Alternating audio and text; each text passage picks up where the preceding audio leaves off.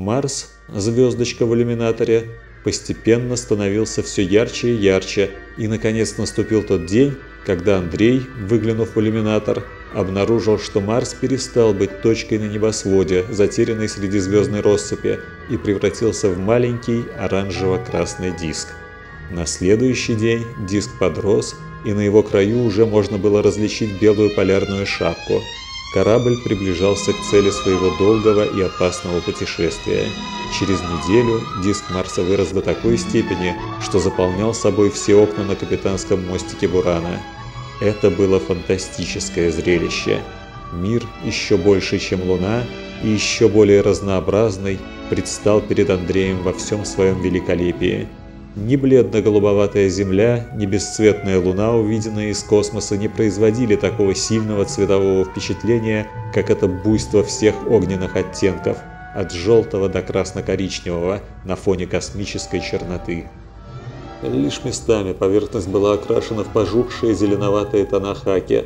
Цвет сам по себе не очень красивый, но дающий отдых глазам, быстро устающим от красного цвета и потому приятный. Полузанесенные песком кратеры, величественные каньоны, размерами далеко превосходящие знаменитый Большой каньон в Америке, могучие русла высохших рек, оставшиеся с древних времен, когда на Марсе еще была плотная атмосфера и много воды, и, наконец, чудо из чудес, самая высокая гора в Солнечной системе, вулкан Олимп, вздымающийся на 38 километров над окружающей пустыней, рядом с которым земная Джомолунгма со своими 8 километрами роста показалась бы карликом. Андрей никогда не смел надеяться на то, что он когда-нибудь увидит все это своими глазами, а не на снимках или телеэкране, и теперь, когда этот древний и загадочный мир лежал перед ним, у него захватывало дух.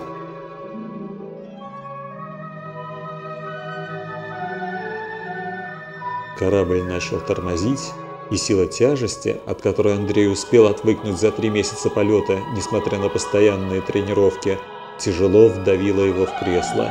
Корабль выходил на орбиту вокруг Марса. Траектория его постепенно изгибалась, и вот он уже летел над ночной стороной планеты. Здесь Андрей увидел первые признаки того, что этот древний мир не был мертвым миром. То тут, то там в темноте марсианской ночи вспыхивали маленькие, но яркие точки и тут же гасли.